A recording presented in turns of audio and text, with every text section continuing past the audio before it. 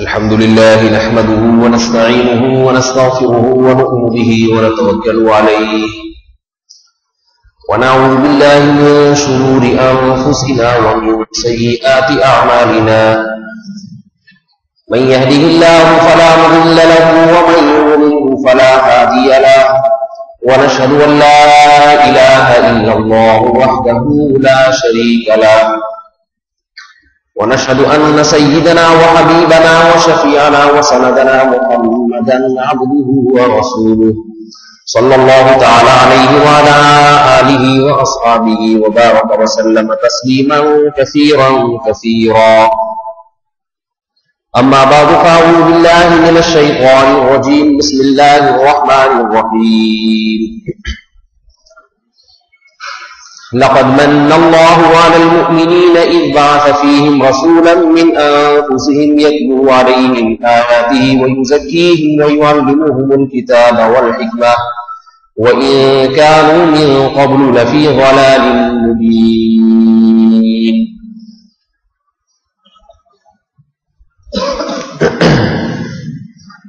وقال النبي صلى الله عليه وسلم المرء مع من أحب يوم القيامة. وقال النبي صلى الله عليه وسلم لا تزال طائفة من أمتي ظاهرين على الحق أو كما قال صلى الله عليه وسلم.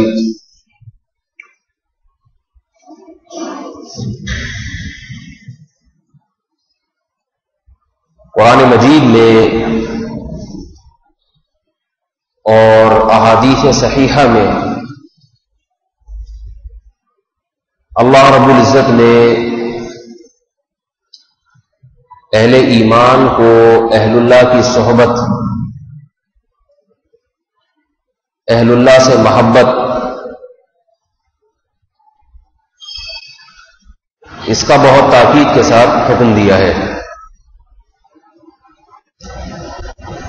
آج ہمارے معاشرے میں اہل اللہ سے محبت، ان سے استفادہ، یہ عنصر معاشرے میں ختم ہوتا جا رہا ہے. رسول اللہ صلی اللہ علیہ وسلم نے قیامات کی جو علامات بتائی ہیں، ان میں ایک علامت یہ بھی اعجاب کل ذی رأی رأیہ، ہر آدمی اپنی رائے کو سب سے بہتر سمجھے گا. کیا مطلب کہ کسی اللہ والے سے، کسی پڑھے لکھے سے اس کی تصدیق کروا لے یا اپنی رائے کو دوسرے کی رائے پر قربان کر دے، یہ جذبہ ختم ہو جائے گا. اس حدیث کی سند کی تو پوری طرح مجھے تحقیق نہیں ہے، مگر دوسری احادیث سے اس مضمون کی تائید بہرحال ہوتی ہے. آج جو فرقواریت ہر جگہ پھیلتی نظر آ رہی ہے، فرقوں پہ فرقے، دھڑوں پہ دھڑے بنتے چلے جا رہے ہیں، اس کی بنیادی وجہ افراط و تفریط. ایک فریق وہ ہے جو اہل اللہ اور اللہ والوں سے محبت میں غلو کر رہا ہے، تجاوز کر رہا ہے، حدود کو توڑ رہا ہے. اور ایک فریق وہ ہے جو سرے سے علماء صلحاء کو کچھ مانتا ہی نہیں. اس فریق کا خیال یہ ہے کہ دین کی بات کسی سے سیکھنے کی ضرورت نہیں ہے، کسی سے حاصل کرنے کی ضرورت نہیں ہے. ہم چما دیگرے نیست، ہم جیسا کوئی نہیں ہے. دونوں فریق کے پاس اپنے اپنے دلائل ہیں، اور ایک وہ ہے جو اعتدال میں ہے، درمیانہ راستہ اختیار کیے ہوئے. میں آج پہلے فریق کی بات نہیں کروں گا جو غالی ہیں، جو غلو کرتے ہیں. یہ وہ لوگ ہیں جو اہل اللہ کو مختار کل، حاضر ناظر، شریعت ساز سمجھتے ہیں. ان کے ہاں کسی بزرگ کے ملفوظ میں اور محمد صلی اللہ علیہ وسلم کے ملفوظ میں کوئی فرق ہے ہی نہیں، بلکہ یہاں تک بھی ہے کہ اللہ کے نبی نے جو بات کہی ان کی نظر میں ان باتوں میں اتنا وزن نہیں ہے جتنا ان کے پیر و مرشد کی باتوں میں جان۔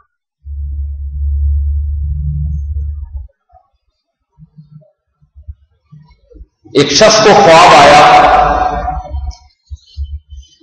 اور کہنے لگا کہ ہمارے پیر و مرشد حضرت مفتی رشید احمد صاحب رحمہ اللہ تعالی کی خدمت میں آیا اور عرض کیا کہ مجھے خواب میں رسول اللہ صلی اللہ علیہ وسلم نے حکم دیا کہ داڑھی رکھ لو، اس لیے میں نے رکھ لی۔ فرمایا دیکھیے حدیث کی کتابوں کی اہمیت خواب سے زیادہ ہے۔ یقیناً خواب بھی نبوت کا حصہ ہے، اس میں کوئی شبہ نہیں ہے، لیکن ہمارے پاس جن سلسلوں سے احادیث پہنچی ہیں ان احادیث کی اہمیت خواب سے زیادہ ہے۔ خواب میں تعویل کی جا سکتی ہے، احادیث میں تعویل نہیں کی جا سکتی۔ اگر تعویل کریں گے تو کسی دوسری حدیث کی بنیاد پہ، پیغمبر صلی اللہ علیہ وسلم کی بات کو کسی امتی کی بات کی وجہ سے بدلا نہیں جا سکتا۔ تو فرمایا کہ آپ کے سامنے کتنی مرتبہ پیغمبر کی یہ حدیث آئی کہ داڑھی بڑھاؤ، آپ نے اس حدیث پر عمل نہیں کیا، خواب میں آ کے کہہ دیا عمل کر رہے۔ حالانکہ خواب کی وہ اہمیت نہیں ہے جو کتابوں کی اہمیت ہے، وہ مستند زیادہ ہے۔ اگر کتابوں میں ایک مسئلہ کچھ اور لکھا ہوا ہے، مستند کتابیں ہیں، خواب میں اس کے خلاف تلقین کی جا رہی ہے تو خواب کو رد کر دیا جائے گا، اس مسئلے کو تبدیل نہیں کیا جائے۔ مثلا کتابوں میں جو احادیث کی صحیح کتابیں ہیں ان میں لکھا ہے رسول اللہ صلی اللہ علیہ وسلم نے مسلمان کو حکم دیا صلہ رحمی کا، رشتہ داری کو جوڑنے کا۔ ایک آدمی کہتا ہے کہ مجھے خواب آیا ہے، خواب میں یہ بتایا گیا ہے کہ میں اپنے فلاں بھائی کے ساتھ رشتہ داری کو ختم کر دوں، تو اس خواب پر عمل بولیے بھائی نہیں کیا جائے۔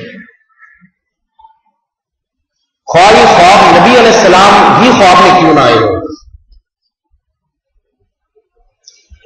آپ کو یہ سوال ہوگا کہ اللہ کے نبی معاذ اللہ خواب میں کیا غلط تعلیمات دیں گے؟ کیا شریعت کے خلاف بات بھی کر سکتے ہیں؟ معاذ اللہ۔ اللہ کے نبی نے فرمایا من رآنی فی المنام فقد رآنی فإن الشیطان لا یتمثل بی۔ فرمایا جس نے خواب میں میری زیارت کی اس نے میری ہی زیارت کی، اس لیے کہ شیطان میری صورت اختیار نہیں کر سکتا۔ اس میں کوئی شک نہیں جس نے ان صفات پر محمد صلی اللہ علیہ وسلم کی زیارت کی جو حلیہ نبی علیہ الصلوۃ والسلام کا کتابوں میں لکھا ہوا ہے، تو اس نے یقیناً رسول اللہ صلی اللہ علیہ وسلم ہی کی زیارت کی۔ مگر خواب میں آپ علیہ الصلوۃ والسلام اگر کوئی بات کی تلقین فرمائیں تو اس بات کو آپ علیہ السلام کی جاگتی حالت میں جو بیانات ہیں اس پر پرکھا جائے گا۔ اگر اس کے مطابق ہے تو اس کو لے لیا جائے گا، اگر اس کے خلاف ہے تو اس کی تعبیر نکالی جائے گی، اس میں تعویل کی جائے گی۔ خوابوں کی تعبیریں ہوتی ہیں، بالکل متضاد مطلب ہو جاتے ہیں خواب کے۔ خواب میں ایک کام کے کرنے کا حکم دیا جا رہا ہے، بعض مرتبہ اس کا مطلب نہ کرنا ہوتا ہے۔ ایک ہی آدمی کو ایک خواب آتا ہے، اس کا مطلب کچھ اور، دوسرے آدمی کو وہ خواب آئے گا اس کا مطلب بالکل اس کے متضاد۔ ابن سیرین رحمہ اللہ تعالی خوابوں کی تعبیر کے بڑے ماہر تھے۔ بعض علماء کو اللہ یہ فن کرامت کے طور پہ عطا فرماتے ہیں، خوابوں کی تعبیر کا فن۔ بعض میں ایسی فراست اور ذہانت ہوتی ہے کہ وہ خواب کی حقیقت تک پہنچ جاتے ہیں. یہاں میں ایک درمیان میں ابن سیرین کا واقعہ سنانے سے پہلے یہ ایک بات عرض کروں، پھر مجھے یاد دلا دی کہ ابن سیرین کی بات چل رہی تھی، ورنہ میں کہیں اور نکل جاتا ہوں. خواب میں ہمارے پاس بھی لوگوں کے فون آتے ہیں یہ خواب کے بارے میں کہ خواب کی تعبیر بتا دیں، مجھے یہ آیا، مجھے یوں آیا. بعض لوگ انٹرنیٹ پہ ای میل بھیجتے ہیں، اپنا پورا 1 گھنٹے کا خواب لکھ کے بھیج دیتے ہیں اسے. میں تعبیر نہیں بتاتا. اس کی وجہ یہ ہے کہ خواب میں خواب دیکھنے والے کے حالات پر جب تک مکمل اطلاع نہ ہو، کس کنڈیشن میں اس نے یہ خواب دیکھا ہے، اس کی اپنی دینی دنیاوی حالات کیا ہیں، جب یہ خواب دیکھا اس کا گھریلو حالات کیا چل رہے تھے، ان تمام چیزوں کا تعبیر میں دخل ہوتا ہے. ایسا نہیں ہوتا کہ آپ کو سانپ نظر آ گیا تو اس کا یہ مطلب ہے، آپ کو چڑیل نظر آ گئی تو اس کا یہ مطلب ہے، گائے نظر آ گئی تو اس کا یہ مطلب ہے. ہر ایک کے حق میں لوگ کہتے ہیں مجھے یوں نظر آیا، تو بھائی ہر ایک کے حق میں مختلف مطلب نکل سکتے ہیں. اس لیے اس میں بہت احتیاط کی ضرورت ہوتی ہے. جب تک میں اس لیے کہتا ہوں بھائی فون کر کے پوچھو تعبیر. ان میں سب سے پہلا سوال میرا یہ ہوتا ہے بھائی معاشی لحاظ سے، گھریلو لحاظ سے پریشان تو نہیں ہے؟ کیونکہ پریشان آدمی کو اوٹ پٹانگ خواب آتے ہیں جس کا کوئی مطلب نہیں ہوتا. اس کو سانپ ہی آئیں گے، چڑیلیں ہی آئیں گی، جنات ہی آئیں گے. ایک خاتون کا فون آیا، مجھے 1 ہفتے سے خواب میں سانپ اور چھپکلیاں نظر آ رہی ہیں. میں نے کہا مجھے پتا تھا کہ یا تو یہ طلاق یافتہ ہوگی یا بیوہ ہوگی، اور سسرال میں یا گھر بیٹھے بیٹھے تنگ آ گئی ہوگی، رشتے نہیں مل رہے ہوں گے. میں نے کہا آپ کی عمر کتنی ہے؟ 40 سال. میں نے کہا شادی ہو گئی؟ کہتی ہے نہیں. میں نے کہا آپ شادی کر لیں، چھپکلیاں بھی بھاگ جائیں گی، سانپ بھی. ظاہر ہے 40 سال تک شادی نہیں ہوئی تو ذہنی طور پر کس قدر اذیت اور کوفت والی زندگی ہے عورت کے لیے. اب خامخواہ میں اس کی تعبیریں نکالی جائیں کہ چھپکلی کا مطلب دکھانی ہے اور سانپ کا مطلب نم ہے. تو ضرورت ہی نہیں. اعتدال کی حالت میں جو خواب آتا ہے وہ قابل تعبیر ہوا کرتا ہے.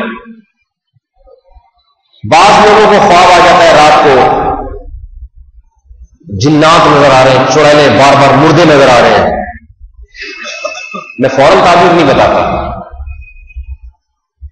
میں کہتا ہوں بھائی کوئی گھریلو پریشانی بتاتے نہیں، اللہ کا شکر ہے سیٹ. میں کہتا ہوں رات کو کھانا دیر سے تو نہیں کھایا تھا، اور واک کیے بغیر، ہضم کیے بغیر تو نہیں سو گئے؟ کہتے ہیں ہاں. میں کہتا ہوں ان سے کہ جب پیٹ میں گیس ہوتی ہے نا، پیٹ میں یاد رکھیں جب گیس ہوتی ہے اور آدمی چت لیٹ کے سوتا ہے، چت سیدھا کروٹ کے بل میں، تو اس کو الٹے سیدھے خواب لازمی آتے ہیں، الا ماشاءاللہ. آپ تجربہ کر کے دیکھ لیں. رات کو کھانا دیر سے کھائیے، حفظان صحت کے اصولوں کی مخالفت، اور واکنگ کیے بغیر سو جائیے. اور شریعت بھی کہتی ہے، سائنس بھی کہتی ہے کروٹ کے بل لیٹنا چاہیے. اللہ کے نبی نے تلقین کی ہے، اور دائیں کروٹ پہ لیٹنے کا حکم ہے. آپ سیدھا چت لیٹ کے سو جائیں. پھر بھی اگر ڈراؤنے خواب نہ آئے تو شاید ہی اب نارمل ہونے کی علامت ہوتی ہے کہ معدے پہ جب گیس کا دباؤ پڑتا ہے تو دماغ بھی اس سے متاثر ہوتا ہے، تو وہ احتجاج کرتا ہے. خواب میں کبھی چھپکلیاں دکھائے گا، کبھی چڑیلیں دکھائے گا، کبھی جنات، کبھی مردے، کبھی جنازے، اور کبھی قبرستان. تو یہ چیزیں آتی. مجھے خود رات کو عجیب سے خواب آ رہے تھے، پیٹ میرا کچھ تھوڑا سا خراب تھا، تو میں باقاعدہ رات کو 2 بجے اٹھ کے بیٹھ گیا.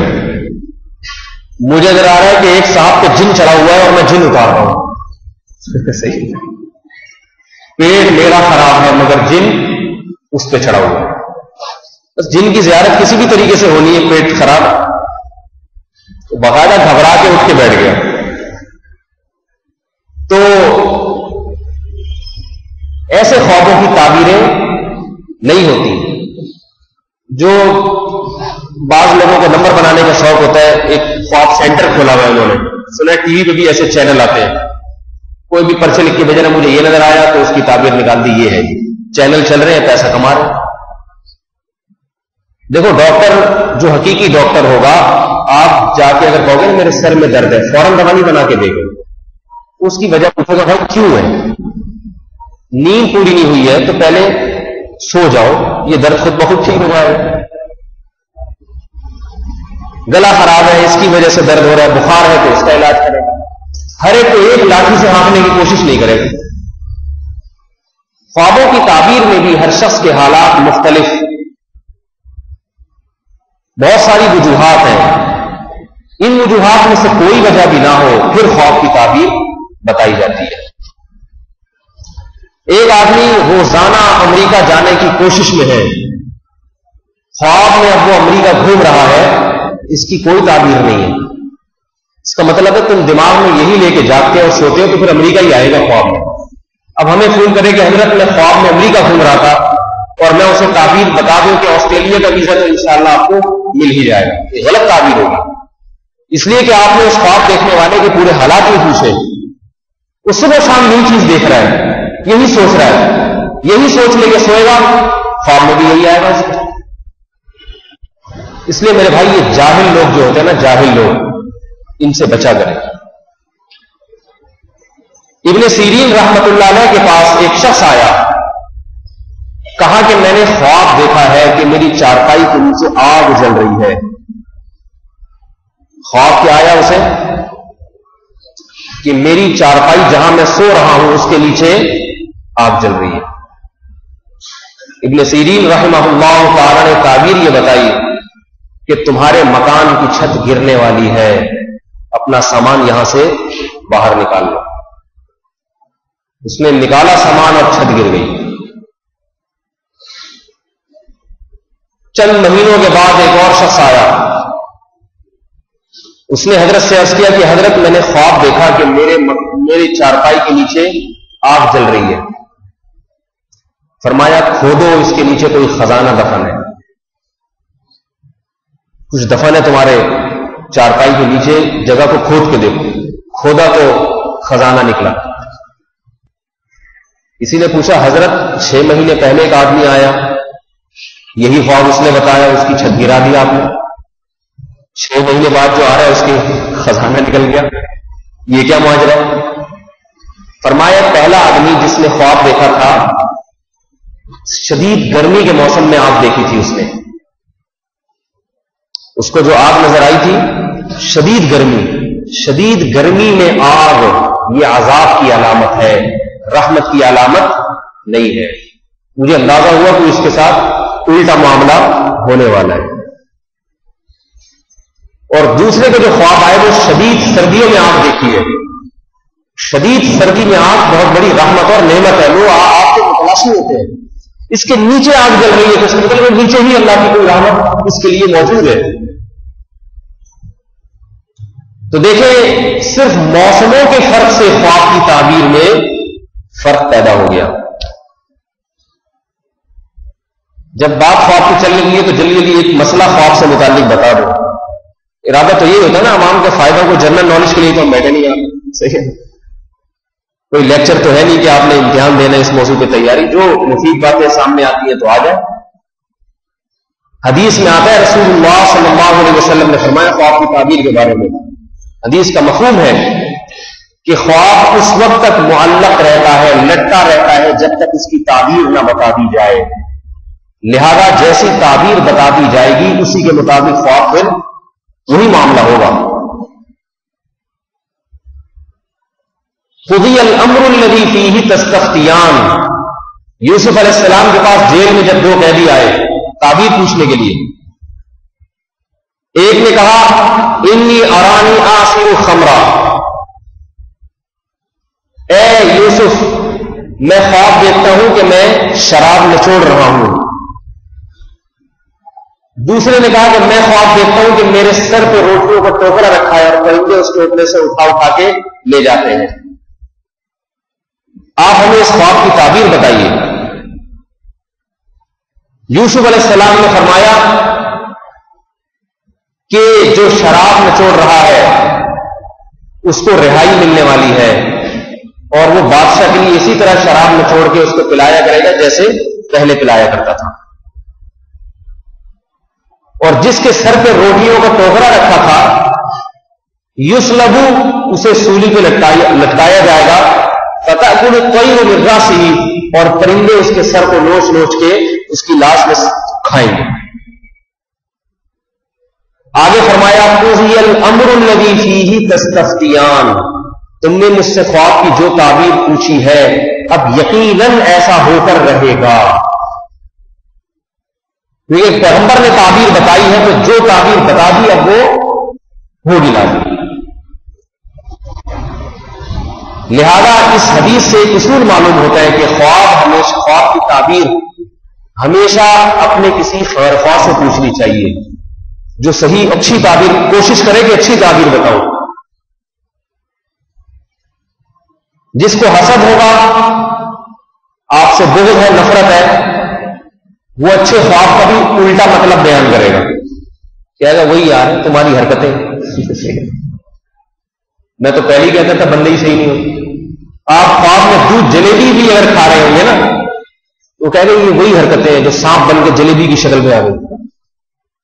الٹا مطلب نکالیں گے کیونکہ جس کو عقیدت ہوتی ہے وہ ہر الٹی بات کو بھی صحیح تعبیر کرتا ہے اور جس کو آپ سے دشمنی ہے وہ آپ کے ہر اچھے کام کو ہر اچھے خواب کو بھی اس کا الٹا مطلب نکالے.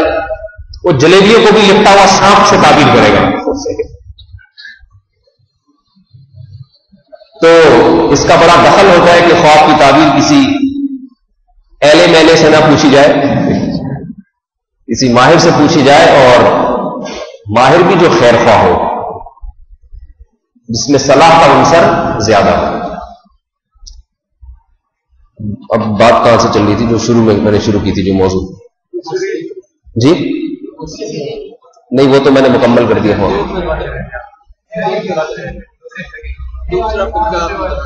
ہاں میں یہ کر رہا تھا کہ ایک پہلا فرقہ یعنی ایک جو دین میں جس نے فرقواریت پیدا کی ہے وہ لوگ ہیں جو علماء کے اور اپنے بزرگوں کی شان میں غلو کرنے والے اللہ کے نبی کی بات پر اپنے اکابر کی بات کو ترجیح دیتے ہیں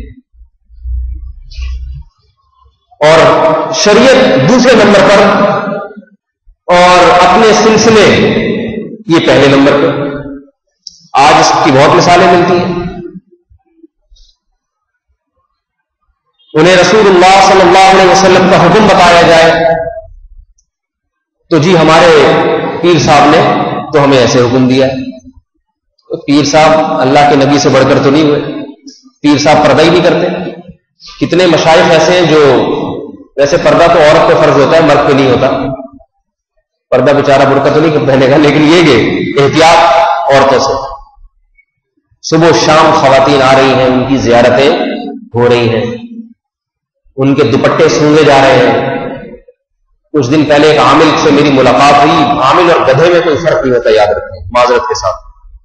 اپنے گھروں کو ان عاملوں سے بچائیں. انہوں نے بڑا بڑا غلط کیا. آپ کو کچھ چیزیں دکھا بھی دیں گے یہ جنات دکھا دیں گے لوگوں کو یقین آ جاتا ہے لیکن جس گھر میں ایک دفعہ عامل آ گیا یاد رکھو وہ گھر جنات کا بسیرا بن جائے گا.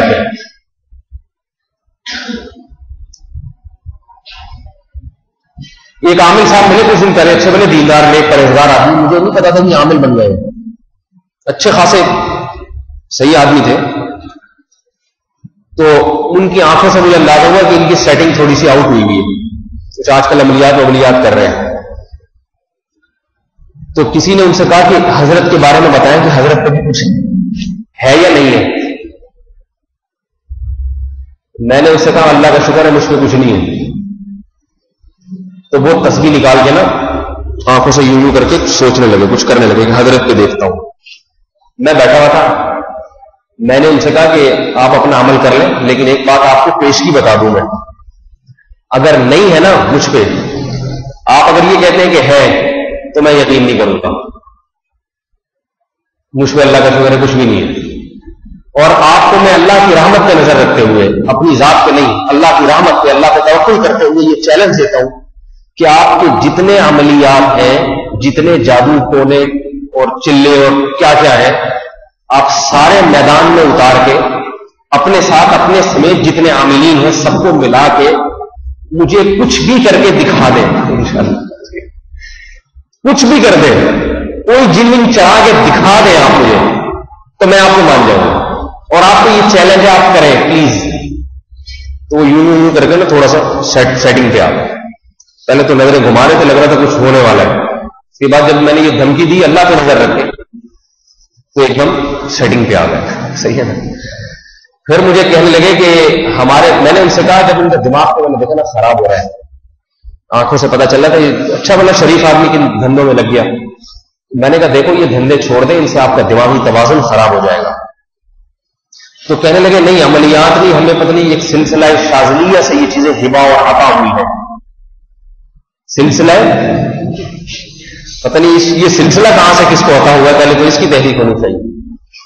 سلسلہ شاذلیہ سے ہمیں یہ چیزیں عطا ہوئی ہیں، اور ہمارے پاس صحابی جنات بھی ہوتے ہیں. تو مجھے خیال ہوا کہ یہ بیچارہ بالکل ہی اس کو تو پورا کھول کے دوبارہ بنانا پڑے گا، یعنی اتنا خراب ہو گیا ہے کہ اب یہ اسی کنڈیشن میں ریپیئر نہیں ہو سکتا. یہ آدمی اچھا بنا سمجھدار آدمی، اور وہ کیا کہہ رہا ہے ہمارے پاس صحابی جنات بھی اویلیبل ہے. عقل کے اندھوں کو سوچنا چاہیے کہ جو صحابی ہوگا وہ کسی امتی کی خدمت کرے گا بیٹھ کے، اور اس قسم کے فضول لوگوں کے پاس وہ زیارت کے لیے حاضر ہوگا. اور دنیا احمقوں کی دنیا جو ہے نا، احمق لوگ وہ عقیدت میں ہاتھ پاؤں چوم رہے کہ حضرت ہمارے گھر بھی تشریف لائیں، پھونک مار کے چلے جائیں، آپ کے پاس صحابی جنات ہیں. صحابی جنات پہلی بات تو یہ کہ جو صحابی جنات ہوتے ہیں نا وہ جہاد کرتے ہیں. صحابہ نے سب نے جہاد کیا ہے، جھاڑ پھونک کا کام صحابہ نے کیا ہے. ضرور ہے کوئی بیمار ہو تو پھونک لگا دی اس کو فاتحہ پڑھ کے، باقاعدہ جھاڑ پھونک کو کسی صحابی نے پیشہ نہیں بنایا. دوسری بات میں نے کہا کہ اگر صحابی جنات ہیں تو آپ لوگوں کی زیارت کر کے آپ تابعی بن گئے اور ہم تبع تابعین میں ہمارا شمار ہو. ہم سب سے پہلے اپنے مقتدیوں کو بتائیں گے کہ آپ کے امام صاحب اب تبع تابعین میں کی فہرست میں داخل ہو چکے ہیں. صحیح ہے. تو یہ ان عاملوں کا اچھے بڑے سمجھدار آدمی ان کی کھوپڑی خراب ہو گئی. تو ایک فرقہ تو وہ جو غلو کرتا ہے اور کہیں سے بھی کچھ مل گیا تو اس کو اللہ رسول سے بڑھ کر قرار دے دیا، شریعت بعد میں اور اپنے پیر و مرشد پہلے. حضرت رشید احمد گنگوہی رحمہ اللہ تعالی بڑے اللہ والے بزرگ بھی تھے اور علم میں بڑے مضبوط اور پختہ. انہوں نے اصلاحی تعلق قائم کیا تھا حضرت حاجی امداد اللہ مہاجر مکی رحمہ اللہ تعالی سے. حاجی امداد اللہ مہاجر مکی رحمۃ اللہ علیہ نے انہیں اللہ اللہ کرنا سکھایا. حاجی امداد اللہ مہاجر مکی رحمۃ اللہ علیہ فرماتے ہیں کہ میں ہندوستان میں آیا دو شخصیتوں کو گھیرنے کے لیے کہ ان دو پہ محنت کی جائے، اللہ ان سے بڑا کام لے گا. ان دو میں ایک حضرت رشید احمد گنگوہی رحمۃ اللہ علیہ تھے، لیکن حاجی امداد اللہ مہاجر مکی رحمۃ اللہ علیہ کے پاس علم ایسا نہیں تھا جیسا حضرت گنگوہی کے پاس علم تھا.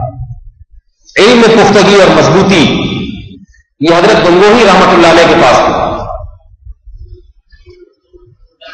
حضرت گنگوہی بیٹھ ہوئے حضرت حاجی امداد اللہ مہاجر مکی رحمۃ اللہ علیہ کے ہاتھ پہ اور اصلاحی تعلق قائم کیا، ان سے اللہ اللہ کرنا سیکھا. بہت ادب بہت احترام کیا کرتے تھے اپنے شیخ کا. ایک مرتبہ حاجی امداد اللہ ایک مرتبہ حضرت گنگوہی نے لوگوں کو مسئلہ بتایا شریعت کا. کسی نے پرچی لکھ کے دی کہ آپ کے پیر و مرشد آپ کے شیخ وہ تو اس کے خلاف فتویٰ دیتے ہیں، وہ تو اس کے خلاف مسئلہ بتاتے ہیں، اور پرچی بھجوائی. حضرت گنگوہی نے اس پرچی کو پھاڑا اور فرمایا ہمارے شیخ سے کہو کہ مسائل ہم سے پوچھا کریں، کیونکہ علم اللہ نے مسائل کا علم اللہ نے ہم کو دیا ہے، یہ ہم ان سے نہیں پوچھیں گے. مسئلہ اس سے پوچھا جاتا ہے جسے شریعت کا علم ہو، جسے علم ہے وہ مسئلہ بتانے کا اہل ہے. تو آپ دیکھیے کس قدر دین پہ مضبوطی. ایک طرف پیر و مرشد، دوسری طرف ان کی پرچی کو پھاڑ دیا. فرمایا ہم نے ان سے تعلق جو کیا ہے اپنی اصلاح کے لیے، اپنے نفس کی اصلاح کے لیے. مسئلہ بتانا ہمارا کام ہے، ان کا کام نہیں. آج کسی کو اول تو پیر و مرشد ہے ہی نہیں کسی کا کوئی. ہر آدمی آزاد شتر بے لگام اونٹ نہیں ہوتا. ہر آدمی کہہ رہے جو میری سوچ، جو مجھے سمجھ میں آ رہا ہے بس میں ویسے ہی چلوں گا. اور بنا لے تو ایسا بناتے ہیں کہ یہ عقیدہ رکھ لیتے ہیں کہ اس سے کوئی غلطی کبھی ہو ہی نہیں سکتی. حالانکہ انبیاء کے سوا دنیا میں کوئی معصوم نہیں ہے. عبداللہ ابن عباس رضی اللہ تعالی عنہ سے کسی نے کہا، عبداللہ بن عباس نے مسئلہ بتایا اور حدیث کا حوالہ پیش کیا. کسی نے بتایا کہ ابو بکر تو اس کے خلاف کہتے ہیں، یا کسی اور صحابی کا نام لیا.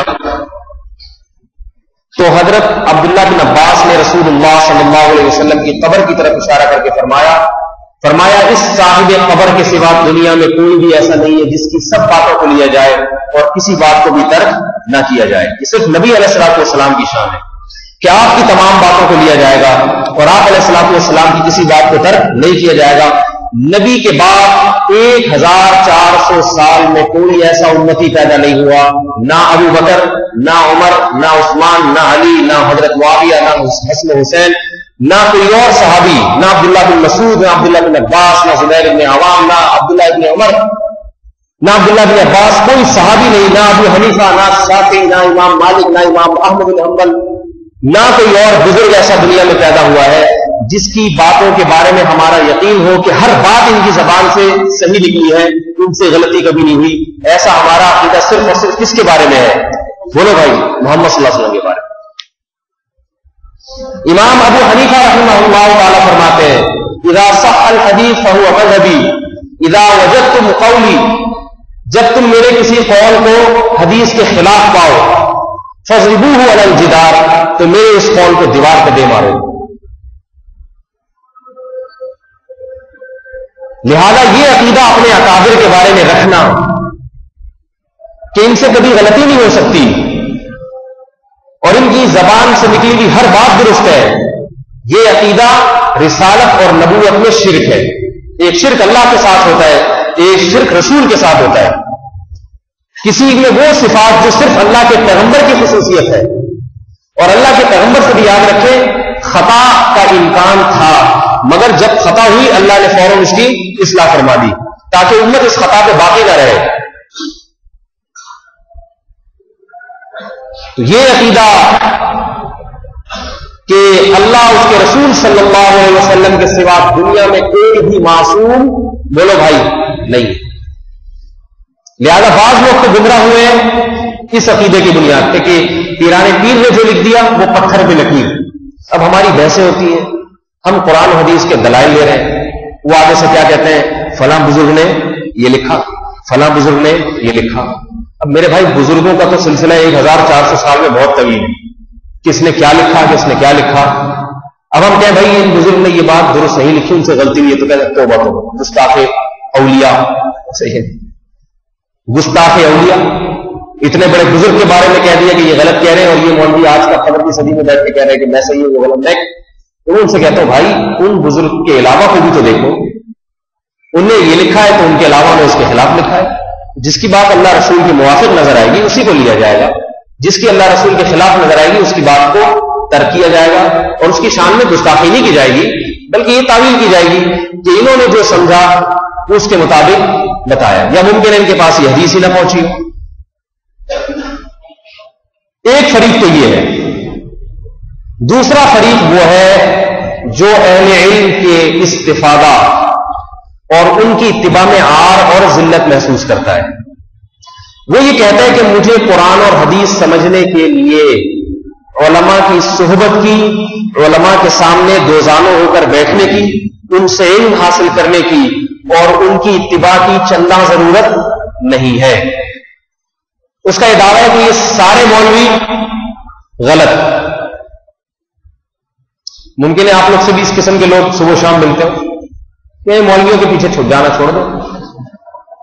امام ابو حنیفہ کیا ہوتے ہیں, امام شافعی کیا ہوتے ہیں, یہ سب معاذ اللہ ان کی بات نقل کر رہا ہوں, اپنی نہیں کہہ رہا. بعض لوگ مجھے کہتے ہیں آپ نے یہ کہا ہے, میں نے نہیں کہا بھائی, میں نے تو نقل کیا ہے. تو میں نے جو قرآن مجید کی آیات تلاوت کی ہے وہ اس کی نفی کر رہی ہے. عامی آدمی کے لیے, عامی آدمی پر جسے قرآن اور حدیث پر بھرپور دسترس نہ ہو, اسے اللہ تعالیٰ نے علماء کی اتباع کا حکم دیا ہے. بعض چیزیں تو قرآن و حدیث میں بہت واضح ہیں, ان میں کسی کی تقلید نہیں ہے, ان میں کسی کی اتباع نہیں ہے, وہ ہر ایک کو علم ہے. اسلام میں کتنی نمازیں ہیں بتائیے؟ 5 نمازیں ساری دنیا جانتی ہے. اسلام میں رمضان میں روزوں کا حکم ہے یا نہیں ہے؟ ان میں کسی کی تقلید نہیں. یہ اتنا واضح مسئلہ ہے جس کو قرآن نے بہت ہی وضاحت کے ساتھ کھول کے بیان کیا. شہر رمضان الذی انزل فیہ القرآن, فرمایا فمن شہد منکم الشہر فلیصم, جو بھی اس مہینے کو پائے اسے چاہیے کہ اس مہینے میں روزے رکھے. لیکن یاد رکھیے اس سے آگے بھی سلسلے ہیں. جب آپ مزید آگے گہرائی میں جائیں گے تو فروعی مسائل کا ایک بہت بڑا دروازہ کھلے گا آپ کے سامنے.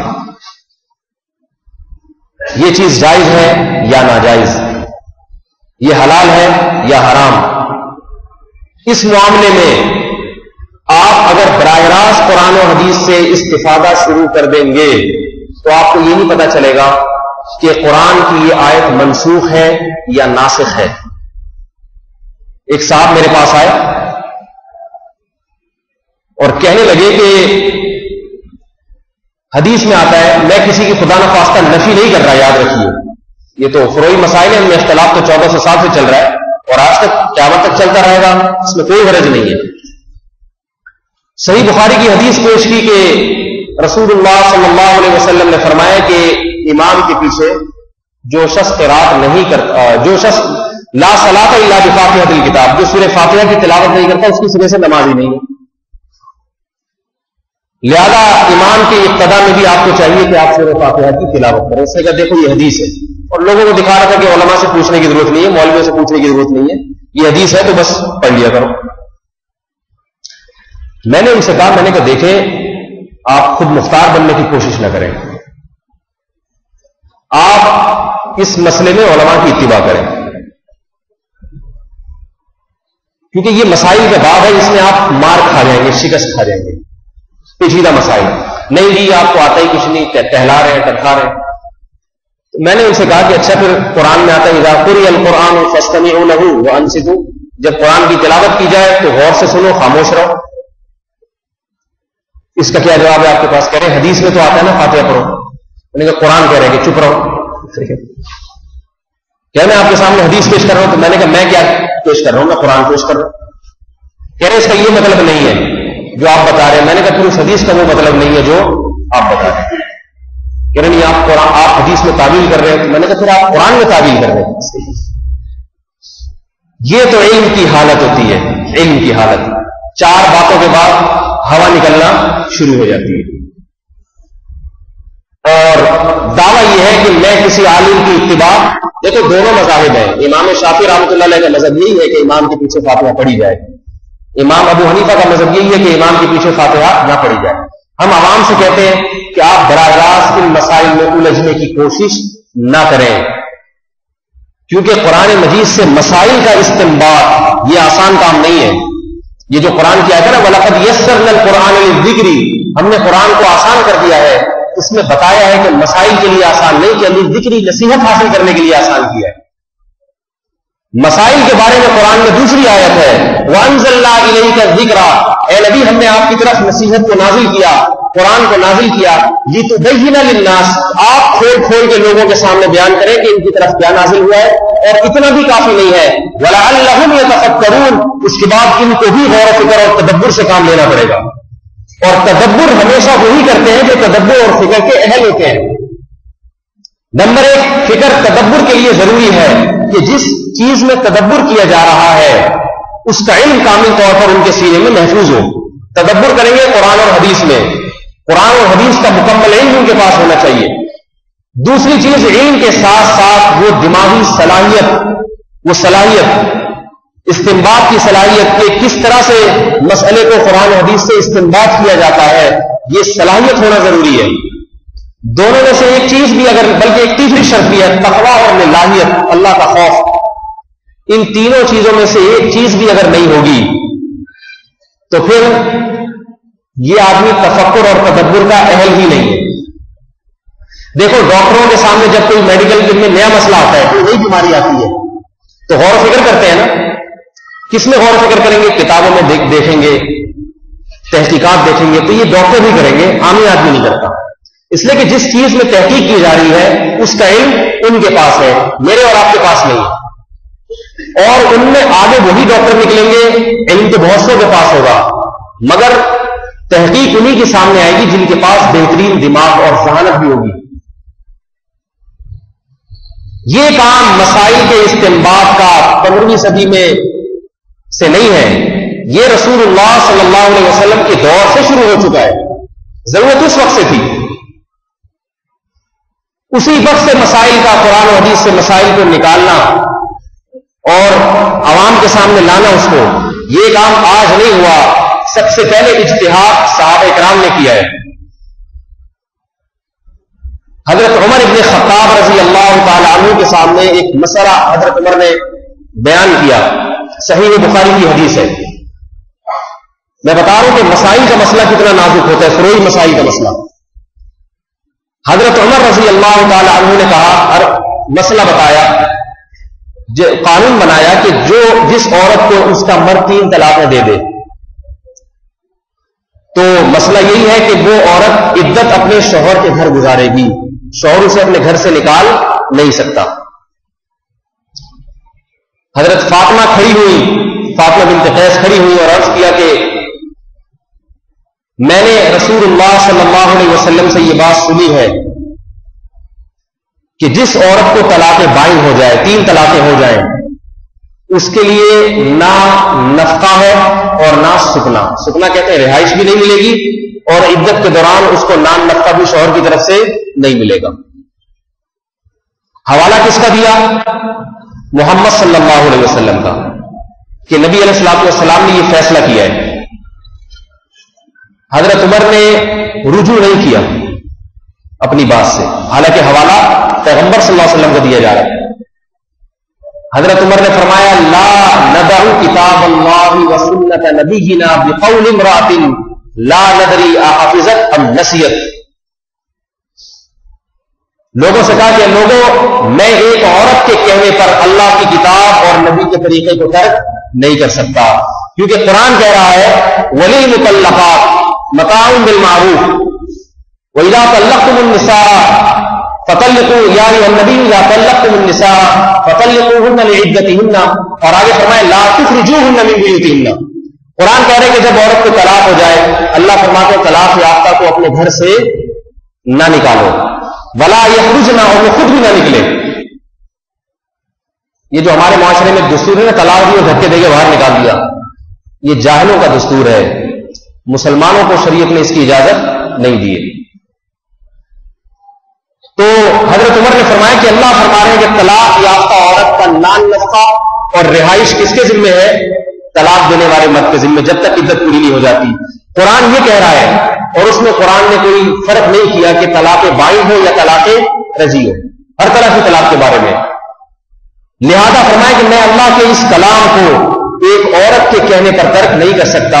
رہا یہ مسئلہ کہ عورت نبی کی حدیث بیان کر رہی ہے، فرمایا لا ندری احفظت ام نسیت، ممکن ہے سے کوئی بھول چک ہو گئی ہو بیان کرنے میں، اس فیصلے کو سمجھنے میں کوئی بھول چک ہو گئی ہو.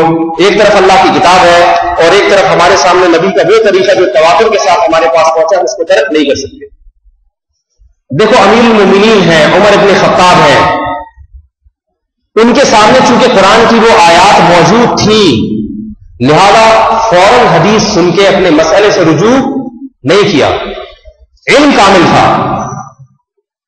آج ایک جاہل آدمی اس کے عوام کے سامنے آتے یہ حدیث ہے، تمہارے مولوی یہ بتاتے ہیں، حدیث میں یہ لکھا ہوا ہے، مولوی کے مانو گے یا حدیث پہ چلو گے؟ ایک دم ایمان سے کھیلنا شروع کر دیا. وہ کہتا ہے یار ہم تو اپنے مولوی صاحب کو بڑے نیک سمجھتے تھے, آج تک یہ بتاتے رہے ہم. اور مولوی کی بات بھی ہوتی تو چلو مولوی تو 15ویں صدی کے ہم جیسے ہی ہوں گے. یہ زد صرف مولوی صاحب پہ نہیں پڑ رہی ہوتی, بلکہ اسلاف کے ایک طویل سلسلے پر زد پڑ رہی ہوتی ہے کہ معاذ اللہ سارے بیوقوف تھے جتنے پیدا ہوئے. یہ وہ جاہلانہ رویہ ہے جو فرقواریت کی بنیاد کا سبب بنتا ہے. آپ نے جب قوم کو اسلاف کے راستے سے اور علماء کے راستے سے ہٹا دیا اور قرآن و حدیث اس کے ہاتھ میں تھما کے آپ نے کہا کہ اب آپ خود اس میں سے نکال کے جو سمجھ میں آئے کرتے رہو, تو اس سے فرقے بنتے چلے جاتے ہیں. ایک بچپن کی بات ہے میری, ایک صاحب آئے میرے پاس اور کہنے لگے تم امام ابو حنیفہ کے مذہب پہ کیوں چلتے ہو؟ میں نے ان سے کہا پہلی بات تو یہ کہ امام ابو حنیفہ کے بارے میں میرا یہ نظریہ نہیں ہے کہ وہ اللہ کے نبی تھے, یا ان سے کوئی غلطی نہیں ہو سکتی, قطعاً نہیں ہے. میں نے کہا امام ابو حنیفہ رحمۃ اللہ نے ایک تحقیق کی ہے مسائل کی, اس پہ کام کیا ہے, اور ایسا کام کیا ہے کہ امت کے بہت بڑے طبقے بلکہ 99.99% امت نے ان پر اعتماد کیا ہے. امام شافعی رحمۃ اللہ علیہ کی تحقیقات پر اس امت نے اعتماد کیا ہے. میں نے کہا کہ ان کے مسائل میں اگر کہیں اونچ نیچ تھی تو بعد میں ان کے جو شاگرد پیدا ہوئے انہوں نے پھر امام ابو حنیفہ کے قول کے خلاف فتویٰ دے دیا. مثال کے طور پر امام ابو حنیفہ کے پاس بعض دفعہ کوئی حدیث نہیں پہنچی تھی, صاحبین جو امام ابو حنیفہ کے شاگرد ہیں ان کے پاس جب پہنچی تو انہوں نے امام ابو حنیفہ کے قول کے خلاف فتویٰ دے دیا, اور آج ہمارا اسی پر عمل ہے. ایک اس کی مثال دیتا ہوں آپ کو. امام ابو حنیفہ رحمۃ اللہ علیہ کا قول یہ ہے کہ جب بارش نہ ہو رہی ہو, قحط پڑ جائے, تو نماز استسقاء الگ سے اس کا کوئی وجود تصور نہیں ہے. سمجھ میں آ رہی ہے بات؟ یہ جب نماز استسقاء پڑھتے ہیں نا میدان میں نکل کے, اب تو چھوڑ دی لوگوں نے, پہلے ایسا ہوتا تھا بارش نہیں ہو رہی ہے, قحط پڑ رہا ہے, تو لوگ نکلتے تھے اور میدان میں جا کے خطبہ بھی ہوتا, دعا بھی ہوتی. امام ابو حنیفہ رحمۃ اللہ علیہ کا جو قول کتابوں میں نقل ہے وہ یہ ہے کہ نماز استسقاء نہیں, بلکہ وہ قرآن کی آیت پیش کرتے ہیں یا قوم استغفروا ربکم انہ کان غفارا یرسل السماء علیکم مدرارا.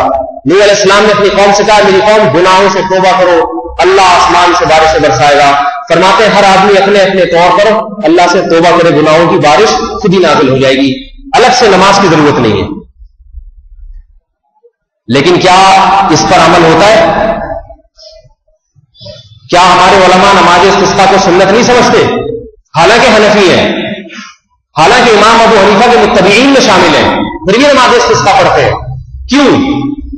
اس لیے کہ جب صاحبین کے پاس یہ حدیث پہنچی انہوں نے اس بات کو اختیار کیا کہ نہیں, اللہ کے نبی صلی اللہ علیہ وسلم باقاعدہ میدان میں نکل کے آپ علیہ السلام نے 2 رکعتیں پڑھی ہیں, لہذا آج فتویٰ کس پر دیا جاتا ہے؟ امام ابو حنیفہ کے قول پہ فتویٰ نہیں دیا جاتا, فتویٰ دیا جاتا ہے ابو یوسف اور امام محمد رحمۃ اللہ علیہ کے قول پر. تو میں نے کہا کہ ایک کام جو اور بہت ساری اس کی مثالیں وقت نہیں ہے ورنہ میں دیتا. تو فقہ حنفی کا مطلب ہر بات ابو حنیفہ کی لینا یہ نہیں ہے, بلکہ جو مسلک امام ابو حنیفہ کی طرف منسوب ہے, جس کی بنیاد انہوں نے لکھی, اس پر عمل کرنا, اس کو فقہ حنفی کہا جاتا ہے. یہاں ایک اعتراض ہوگا کہ مسلک کی بنیاد تو نبی نے رکھی تھی, ابو حنیفہ نے تھوڑی رکھی تھی. بعض لوگ یہ بھی کہتے ہیں. یاد رکھیے رسول اللہ صلی اللہ علیہ وسلم نے کسی مسلک کی بنیاد نہیں رکھی.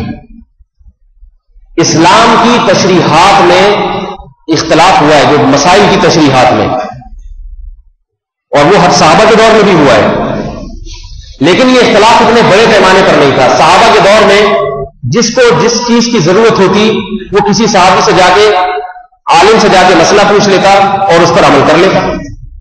لیکن جب یہ سلسلہ پھیلا ہے, لوگوں میں شہوت کا, خواہشات کا غلبہ آیا ہے, تو علماء نے اس بات کا انتظام کیا اور عوام کو بھی اس بات کا حکم دیا کہ اس معاملے میں کسی ایک مسلک کو جو رسول اللہ صلی اللہ علیہ وسلم سے ثابت ہو.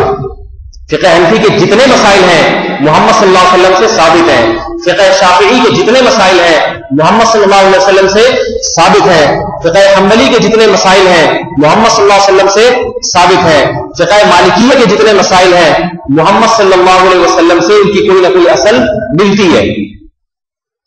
تو علماء نے یہ حکم دیا، فتویٰ دیا کہ کسی ایک مسلک کو اختیار کیا جائے۔ اگر آدمی اختیار نہیں کرے گا اور شتر بے مہار کی طرح گھومے گا تو اسے جہاں آسانی نظر آئے گی اس کو اختیار کرے گا۔ مثال کے طور پر میں آپ کو ایک بات عرض کروں، امام ابو حنیفہ رحمۃ اللہ علیہ کا مذہب ہے کہ خون نکلنے سے وضو ٹوٹ جاتا ہے یا نہیں؟ خون نکل کے اگر بہہ جائے وضو ٹوٹ جاتا ہے۔ اس کے ان کے پاس اپنے دلائل ہیں۔ ابو داؤد کی حدیث ہے، صحابی آئی اللہ کے نبی سے عرض کیا، یا رسول اللہ، جو ایام کا خون آتا ہے خواتین کو، آپ نے ان استحاضہ لیکیوریا کا مرض تھا، ان کو مسلسل خون آتا تھا، آپ علیہ السلام نے فرمایا یہ حیض کا خون نہیں ہے، انما ہی دم عرق، یہ ایک رگ ہے جس کا خون بہ رہا ہے، لہذا اس سے تم پر صرف حدیث کا مفہوم بتا رہا ہوں، توضئی لکل صلاۃ، ہر نماز کے لیے وضو کر لیا کرو۔ وہ استدلال کیا، پتہ چلا کہ خون جب جسم کے باہر نکل جائے گا، جسم سے باہر آ جائے گا تو وضو کیا ہو جائے گی؟ واجب ہو جائے گی۔ استدلال کیا یہاں سے۔ امام شافعی رحمۃ اللہ علیہ کا مذہب یہ ہے کہ خون نکل کے بہ جائے اس سے وضو نہیں ٹوٹتا۔ ان کی دلیل وہ مشہور حدیث ہے، دو صحابی کا عمار بن یاسر نماز پڑھ رہے تھے، تیر آ کے لگا ان کے، خون نکلا، اسی طرح نماز مکمل کی، ختم کر دی نماز۔ اگر خون نکلنے سے وضو ٹوٹ جاتا تو یقیناً وہ دوبارہ نماز پڑھتے یا وہیں سے نماز توڑ کے چلے جاتے۔ اس کے جوابات امام یعنی احناف کی طرف سے دیے جاتے ہیں کہ بھائی ٹھیک ہے، اس پر تو یہ اشکال بھی ہوتا ہے کہ اگر خون نکلنے سے وضو نہیں ٹوٹتا تو خون کو ناپاک تو سبھی مانتے ہیں، کپڑے تو ناپاک ہو گئے تھے، تو کپڑے ناپاک ہونے کے بعد بھی تو نماز نہیں ہوتی۔ تو اس کا مطلب ہے کہ یا تو یہ حدیث منسوخ ہے یا ممکن ہے کہ نبی علیہ الصلوۃ والسلام کو اس واقعے کی اس طرح سے اطلاع نہ ہو، یا یہ بھی ممکن ہے کہ اللہ کے نبی نے اس کو اس طرح باقی نہ رکھا ہو، کیونکہ خون بہرحال ناپاک چیزوں کپڑے پہ لگے گا تو نماز نہیں ہوگی، جبکہ وہاں بے تحاشا خون لگ رہا ہے پھر بھی نماز پڑھ رہے ہیں، تو یہ حدیث تو آپ کے مسلک کے بھی خلاف ہے۔ یہ ایک الگ موضوع ہے، دونوں طرف سے دلائل دیے جاتے ہیں، لیکن دونوں کی اصل قرآن و حدیث سے ملتی ہے، صحابہ سے ملتی ہے، دونوں مذاہب صحابہ میں۔ دوسری بات، امام شافعی رحمۃ اللہ علیہ کا مذہب یہ ہے کہ عورت کو اگر ہاتھ لگ جائے تو وضو ٹوٹ جاتا ہے۔ اس کے اپنے دلائل ہیں ان کے پاس، اور قرآن و حدیث ہی سے استدلال کرتے ہیں، صحابہ کے اقوال سے ہی استدلال کرتے ہیں۔ امام ابو حنیفہ کا مذہب، بلکہ وہ قرآن سے کیا استدلال کرتے ہیں؟ قرآن کہتے ہیں اولا مسجد النساء، اے ایمان والو اگر تم نے عورت کو چھوا ہے تو پھر تم پر وضو واجب، پانی نہیں ہے، فتیمموا صعیدا طیبا، تو تیمم کرو۔ لامستم النساء، اس کا لفظی مطلب کیا ہے؟ عورت کو ہاتھ لگایا، چھوا تم نے۔ کہتے ہیں قرآن کہہ رہے دیکھو عورت کو چھونے سے، لہذا امام ابو حنیفہ کیا فرماتے ہیں کہ یہاں عورت کو چھونے سے مراد ہمبستری ہے، صرف چھونا مراد نہیں ہے۔ ہمبستری کی ہے تو وضو واجب ہوگا، غسل واجب ہوگا، اور ہمبستری نہیں کی تو غسل بھی واجب نہیں، وضو بھی واجب نہیں۔ دونوں کی دلیل بہرحال قرآن سے۔ اب آپ 15ویں صدی میں پیدا ہوئے، آپ نے کہا کہ میں صحابہ کے دور کی طرح جس سے مسئلہ میری سمجھ میں آئے گا میں اس پر عمل کروں گا۔ آئی بات سمجھ میں کسی ایک کی رائے پر ایک مسلک پہ نہیں چلوں گا، جہاں مجھے میری اپنی رائے میں کام کیا میں اس کو اختیار کروں گا۔ لہذا آپ نے جب وضو کیا تو آپ کا خون نکلا، آپ وضو لوٹا نہیں رہے، آپ سے کسی نے کہا بھائی وضو کر لو، آپ نے کہا نہیں، اس مسئلے میں مجھے امام شافعی کی بات ذرا زیادہ وزنی لگتی ہے، صحیح ہے، وضو نہیں ٹوٹتا، لہذا میں اسی طرح نماز پڑھوں گا۔ تھوڑی دیر میں کوئی بچی کھیلتی ہوئی ہے یا آپ نے اس کو پیار کیا، تو اب وہ آدمی کہہ رہے کہ بھائی امام شافعی رحمۃ اللہ علیہ کے نزدیک تو بچی کو پیار کرنے سے وضو ٹوٹ جاتا ہے۔ وہ کہہ رہے اس مسئلے میں مجھے امام ابو حنیفہ کی بات ذرا زیادہ لاجیکل معلوم ہوئی ہے، بچی تو ہے، آگ لگ گیا تو کیا ہوگی؟ تو بتاؤ دین ایک تماشا اور مذاق بنے گا یا نہیں بنے گا؟ اور بنا ہوا ہے، تماشا بن جائے گا دین ایک۔ کبھی کس کو آج ان کی رائے، میں نے ایک آدمی کو دیکھا جن کا یہ رائے تھی کہ میری جو سمجھ جائے گا نا میں اس پر عمل کروں گا. روزانہ ان کی نماز کا طریقہ بدل رہا ہے کیونکہ تحقیق روز بدل رہی ہے. ایک دن میں نے دیکھا کہ جناب اتنی ٹانگیں چوڑی ہے اور نماز ہو رہی ہے اور رکوع سے اٹھنے کے بعد ہاتھ باندھ رہے ہیں. کچھ دن کے بعد دیکھا رکوع سے اٹھنے کے بعد ہاتھ چھوڑ رہے ہیں. میں نے کہا پہلے آپ باندھتے تھے، اب کہہ رہے تحقیق میری بدل گئی. چلو ٹھیک ہے، زندگی میں کبھی تحقیق، لیکن روزانہ کے حساب سے یہ سسٹم چل رہا ہے. یہ تحقیقات بدلتے بدلتے اب باقاعدہ ایسے ایسے فرقے وجود میں آ رہے ہیں، ایسے ایسے چیزیں مارکیٹ میں آ رہی ہیں. پہلے تو افراد کی تحقیق بدل رہی تھی، اب جماعتوں کی تحقیقات بدل رہی ہیں. آج کل کیماڑی میں جماعت المسلمین نام کا ایک گدھوں کا فرقہ، جس کو میں گدھوں کی جماعت کہتا ہوں، جن میں عقل اور شعور کے علاوہ ہر چیز موجود ہے، وہ آج کل بہت متحرک ہے. ان کی تحقیق یہ ہے، تحقیق علماء کی اتباع میں آر محسوس کرتے ہیں، شرم محسوس کرتے ہیں. تو تحقیق مارکیٹ میں جو ان کی آج کل چل رہی ہے، وہ یہ کہتے ہیں کہ آج کل فرقے کوئی ایسے ٹانگیں چوڑی کر کے نماز پڑھ رہا ہے، کوئی پتلی کر کے نماز پڑھ رہا ہے، اتنے سارے فرقے، ان سب پہ لعنت بھیجو معاذ اللہ.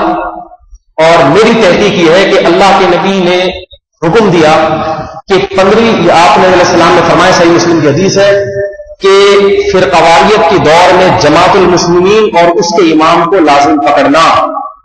اور آگے حدیث ہے من شد عن جماعت المسلمین، جو جماعت المسلمین سے ذرا بھی علیحدہ ہوا سز فی النار، اللہ اس کو قیامت میں بھی علیحدہ کر کے جہنم میں ڈالیں گے.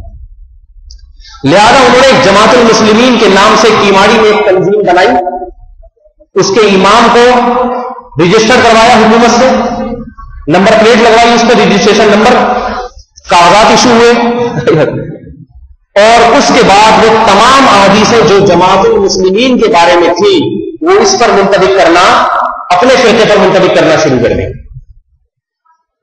میرے ساتھ یہ کئی لوگ اس طرح کے الجھ چکے ہیں. ایک دفعہ ایک صاحب آئے، کہنے لگے کہ حدیث میں آتا ہے اللہ کے نبی نے فرمایا فرقواریت کے دور میں جماعت المسلمین کو لازم پکڑنا، لہذا ہم نہ حنفی ہیں نہ شافی ہیں نہ حدیث ہیں نہ یوں ہے نہ وہ ہے، آپ آئے صرف جماعت المسلمین میں آئے اور شمولیت اختیار فرمائے اور جنت میں داخلہ آسان فرمائے.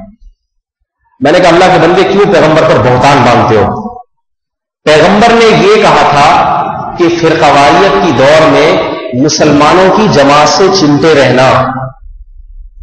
کیا مطلب؟ الگ فرقہ نہ بنانا، جیسے عام مسلمان چل رہے چلتے رہنا تاکہ مسلمانوں کی اجتماعیت نہ ٹوٹے.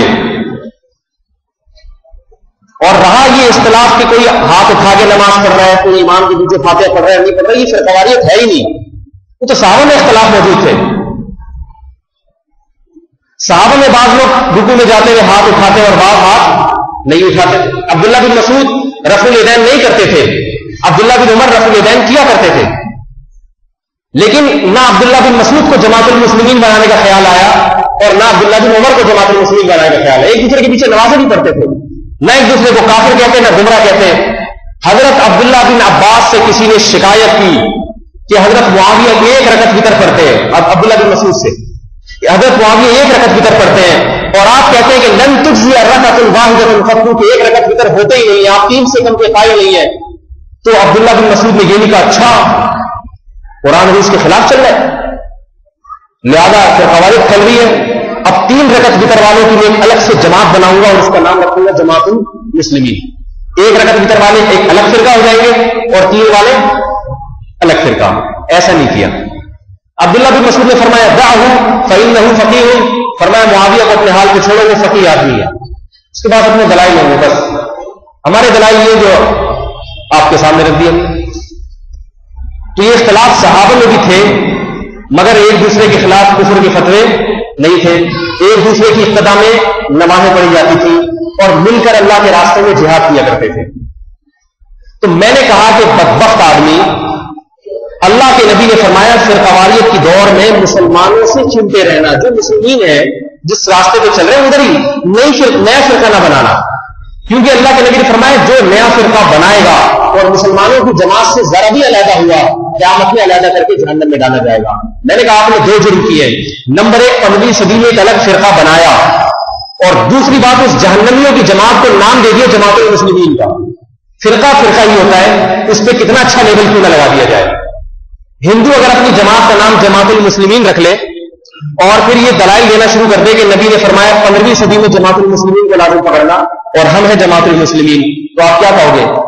آپ بولو گے تمہارا نام جماعت المسلمین ہے، نام ہے، تم ہو مسلمانوں کی جماعت نہیں، وہ ہندوؤں کی جماعت۔ اعمال سے پتہ چلتا ہے کہ مسلمانوں کی جماعت ہے یا ہندوؤں کی جماعت۔ تو دوسری بات میں نے ان سے یہ عرض کی، میں نے کہا اللہ کے نبی نے یہ بھی فرمایا تھا کہ قرب قیامت میں جب فرقے ہوں گے تو مسلمانوں کی جماعت سے چنتے رہنا، اور اگر مسلمانوں کی جماعت نہ ملے، نہ ہو، کفر کا غلبہ ہے ہر طرف، تو پھر جنگلوں میں نکل کے درختوں کے پتے چبانا۔ یہ نہیں کہا تھا پھر خود جماعت المسلمین بنا لینا، ایسی کوئی حدیث نہیں ہے۔ سمجھ رہے بات کو؟ میرا خیال ہے سمجھ میں نہیں آ رہی۔ ایسی کوئی حدیث نہیں ہے جس میں جماعت المسلمین ڈیزائن کرنے کا حکم ہو، خیبہ صاحب میں خود سے بنانے کا حکم ہو۔ میں نے کہا ایسی کوئی حدیث دکھائیں جس میں آ رہا ہو کہ فرقے ہو تو جب بنا لینا۔ میں نے کہا آپ نے تو بنائی ہے باقاعدہ، بنانے کا کہاں لکھا ہوا ہے؟ آپ کو چاہیے تھا آپ تلاش کرتے، مسلمانوں سے وابستہ رہتے۔ اگر آپ کا یہ خیال ہے کہ یہ سارے کافر ہیں معاذ اللہ، سارے گمراہ ہیں، تو بنانے کے نہیں بلکہ حدیث پر عمل کر کے جنگل میں نکلتے، درختوں کے پتے چباتے۔ میں نے کہا یہ اگر ممکن ہے تو پان چبا کے گزارا کرتے، پان پھر بھی تھوڑا سا ہم آپ کے لیے پان کا انتظام کر دیتے۔ ایسے ایسے احمق لوگ، اور فتوے کیسے لگا رہے ہیں، ائمہ حرمین بھی معاذ اللہ کافر، یہ سارے مولوی معاذ اللہ کافر، اور یہ سارے غلط ہیں۔ 4 آدمی جو ہم ڈیڑھ عید کی، ایک توحیدی فرقہ بھی آج کل نکلا ہوا ہے، بڑا کام کر رہا ہے وہ، یعنی کام کا مطلب یہ کام بگاڑ رہا ہے امت مسلمہ کا، اس کا بھی یہی ہے، سارے غلط، سارے کافر۔ ایک بات یاد رکھو، جو یہ کہتا ہے کہ سارے غلط ہیں تو فوراً میری طرف سے آپ کو اجازت ہے فتویٰ لگاتے کہ یہ تو بہرحال غلط ہے ہی ہے، کیونکہ سارے غلط قیامت سے پہلے نہیں ہو سکتے، جس دن قیامت آئے گی اسی وقت ہوں گے سارے غلط۔ اللہ کے نبی فرمایا میری امت حق پر غالب رہے گی، غالب، بہت بڑی جماعت ہے جو حق پر رہے گی۔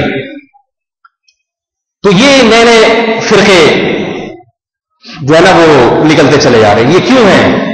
اپنے آپ کو علماء کی اتباع سے دور کر دینا۔ تو اللہ تعالیٰ ان جاہلوں سے ہماری حفاظت فرمائے، اور ایسے احمقوں سے جو قرآن حدیث کے نام پہ فرقے پھیلا رہے ہیں، ان احمقوں سے اللہ تعالیٰ ہم سب کی، کوئی آپ کو کوئی توحیدی فرقے والا ٹکر جائے، کوئی جماعت المسلمین کا ٹکر جائے، تو خود بحث کرنے کے بجائے اس کو میرے پاس لے آئیں، اور اس سے یہ بھی کہیں کہ اکیلے نہیں، اپنے 8-10 ہم نواؤں کے ساتھ آنے کے لیے تیار نہ ہو تو فقیر وہاں جانے کے لیے تیار ہے۔ میرا یہ مشاہدہ ہے کہ یہ زہر کا پیالہ پی لیں گے، لیکن کسی مولوی کے پاس اس طرح سے آنے کے لیے تیار نہیں، آئیں گے تو اکیلے، حالانکہ اکیلے آنے میں تو نقصان کا ڈر ہے۔ میں کہتا ہوں اپنے 10 آدمیوں کے ساتھ آؤ، 10 آدمیوں کے ساتھ کبھی نہیں آئیں گے، حالانکہ اس میں ان کا فائدہ ہے، مجھے ممکن ہے مجھے کٹائی لگا دیں لیکن 10 آدمی کے ساتھ کیوں نہیں آتے؟ تاکہ جب ان کی اس دھاندلی کو اور اس دھوکے اور فراڈ کو میں دکھاؤں تو 10 آدمیوں کے سامنے تم کو پتا چلے کہ ہمیں کیسے بیوقوف بنا رہے ہیں۔ اکیلے آتے ہیں تاکہ ہماری گمراہی اگر واضح بھی ہو جائے تو گھر کی بات گھر میں ہی رہے اور پتلی گلی سے نکل جائے، تو پتلی گلی والے راستے رکھے ہوئے ہوتے ہیں۔ تو اللہ تعالیٰ ان دونوں کی موضوع تو بڑا طویل تھا، انشاءاللہ اگلے ہفتے میں آپ کو اس پر کچھ عرض کروں گا کہ یہ جو ہم نے علم حاصل کیا ہے ان کے سلسلے ہیں باقاعدہ، یہ سلسلہ محمد صلی اللہ علیہ وسلم تک ملنا چاہیے۔ امام حنیفہ کوئی الیکٹرانک کوئی چیز نہیں تھی جو ایک دم سے خود بخود آ گئے۔ امام حنیفہ رحمۃ اللہ علیہ نے علم حاصل کیا ہے حضرت علقمہ حضرت ابراہیم نخعی رحمۃ اللہ علیہ سے۔ ابراہیم نخعی رحمۃ اللہ علیہ صحیح بخاری کے مشہور ترین راویوں میں سے ایک راوی ہے، بڑے امام تھے اپنے وقت کے۔ ابراہیم نخعی رحمۃ اللہ علیہ جو تھے وہ شاگرد تھے حماد الکوفی رحمۃ اللہ علیہ کے۔ حماد الکوفی اپنے وقت کے بہت بڑے امام تھے۔ حماد الکوفی رحمۃ اللہ علیہ شاگرد ہیں علقمہ اور اسود کے۔ علقمہ اور اسود صحیح بخاریوں کے کثیر راوی جن کا نام بہت زیادہ تھا ان میں سے ہیں، بہت بڑے اپنے وقت کے علامہ تھے۔ اور علقمہ اور اسود رحمۃ اللہ علیہ یہ شاگرد ہیں عبداللہ بن مسعود رضی اللہ تعالیٰ عنہ کے۔ عبداللہ بن دیکھو نبی علیہ السلام کے ہزاروں صحابہ تھے لیکن چند صحابہ نے علم بہت حاصل کیا۔ عبداللہ بن مسعود صحابی ہے جو بچپن سے پیغمبر کے ساتھ رہے۔ صحابہ کہتے ہیں یہ سمجھتے تھے کہ یہ پیغمبر کے اہل خانہ میں سے ہیں، ان لوگوں نے علم آگے پھیلایا، ہر صحابی نے علم نشر نہیں کیا۔ جو اس طرح سے ساتھ رہے ہر ایک کو اجازت نہیں دی کہ مفتی بن جائے۔ عبداللہ بن مسعود کو مفتی بنایا گیا کوفہ میں کیونکہ بچپن سے پیغمبر کے ساتھ، حتیٰ کہ رات کی تہجد کی نماز پیغمبر کے گھر میں جا کے دیکھتے تھے۔ تو صحابہ کہتے ہیں سمجھتے کہ آپ علیہ السلام کے رشتے دار ہیں، یہ کوئی گھر والے میں سے۔ وہ علم حاصل کیا. پھر عبداللہ بن مسعود کوفہ گئے اور کوفہ میں عبداللہ بن مسعود ان کے ہزاروں شاگرد تھے, لیکن علقمہ اور اسود وہ دو شاگرد ہیں جنہوں نے بچپن سے اپنے آپ کو آپ کے ساتھ علم حاصل کرنے میں کھپا دیا, زندگی گزار دی. لہذا عبداللہ بن مسعود کی خلافت اور جانشینی منتقل ہوئی ہے حضرت علقمہ اور اسود کی طرف. علقمہ اور اسود نے یہ نہیں کہا مجھے عبداللہ بن مسعود سے سیکھنے کی ضرورت نہیں ہے, میں خود قرآن حدیث سے سیکھوں گا. آئیے سمجھے, اب عبداللہ بن مسعود نے یہ نہیں کہا کہ مجھے محمد صلی اللہ علیہ وسلم سیکھنے کی ضرورت نہیں ہے, قرآن میرے سامنے میں خود پڑھ کے سیکھ جاؤں گا. انہوں نے نبی کی صحبت اختیار کی اور عبداللہ بن مسعود کی کثیر صحبت اختیار کی حضرت علقمہ اور اسود نے. علقمہ اور اسود کے ہزاروں شاگرد ہیں, مگر جو مقام حماد الکوفی رحمۃ اللہ علیہ کو حاصل ہوا وہ کسی کو حاصل نہیں ہوا. حماد الکوفی رحمۃ اللہ نے بہت طویل صحبت حضرت علقمہ کے ساتھ گزاری, اس کے بعد ان کو علم کی صلاحیت ان میں پیدا ہوئی اور ان کے جانشین ابراہیم نخعی رحمۃ اللہ علیہ اور ان کے جانشین امام ابو حنیفہ رحمۃ اللہ علیہ, اور یہ سلسلہ آج تک اسی طرح چلتا ہوا ہے.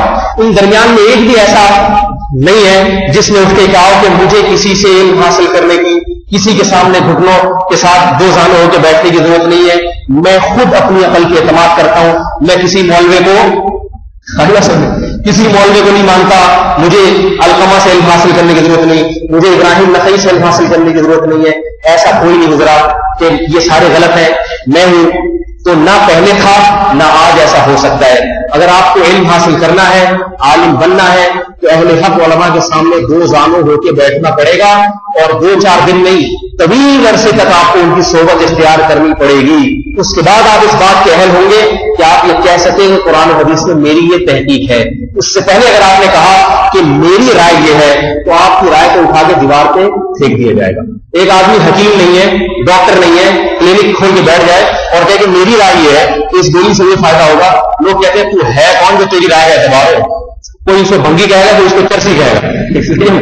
کیا یہ تیری تجھے آتا کیا ہے, تجھے کس نے اجازت دی؟ علم اتنا لاوارث سمجھا گیا ہے, علاج کرنے کی حکومت کی طرف سے کسی کو اجازت نہیں جب تک باقاعدہ ڈاکٹر یا حکیم نہ ہو. بتاؤ اجازت ہے؟ خلاف قانون نہیں ہے. تجارت کرنے کی اجازت نہیں ہے جب تک آپ کو باقاعدہ تجارت کا تجربہ نہ ہو. بڑے بڑے آپ کاروبار نہیں شروع کر سکتے, چھوٹے موٹے ریڈی لگا لیں, ہم دیکھ لیں یہ صحیح ہے. بڑا پروجیکٹ شروع کریں گے, آپ سے پوچھا جائے گا بھائی کیا کوئی باپ دادا نے ابا دادا نے کوئی گزرایا آپ کا؟ بینک آپ کو کروڑ روپے کا قرضہ دینے سے پہلے پوچھے گا کہ آپ کو اس طرح انویسٹمنٹ کا طریقہ سلیقہ آتا ہے یا نہیں آتا ہے. ایسے نہیں پکڑا دے گا کہ آپ کی اپنی تحقیق آپ جہاں چاہے لگائیں. وہ کہے گا میرا قرضہ ڈوب بھی سکتا ہے, کہاں کیا آتا کیا ہے آپ کو, پہلے کیا کیا ہے آپ نے. تو تمام چیزوں میں ہر آدمی اہل نہیں ہے, لیکن علم دین اتنا لاوارث ہے. جو جاہل چرسی موالی اٹھے تو ہے کہ میری اپنی ذاتی تحقیق ہے, یہ میری رائے ہے, میں مسئلہ بتا رہا ہوں قرآن حدیث کی روشنی میں. تو روشنی کی بات آتی ہے تو وہی بات ہے بھائی لوڈ شیڈنگ میں روشنی ویسے ہی نہیں ہے, تو یہ بیچارہ کہاں سے روشنی جو ہے نا لے کر آ رہا ہے. یہ جہالت کی روشنی ہے, یہ علم کی روشنی نہیں ہے. تو اللہ تعالیٰ ہمیں اہل علم پر اعتماد عطا فرمائے اور ان کی اتباع کی, لیکن اس سے مراد اہل حق اہل علم ہے. اہل علم کی پہچان کیا ہے تو یہ ایک الگ موضوع ہے, پھر میں کبھی بتاؤں گا. سبحانک اللہم و بحمدک نشہد ان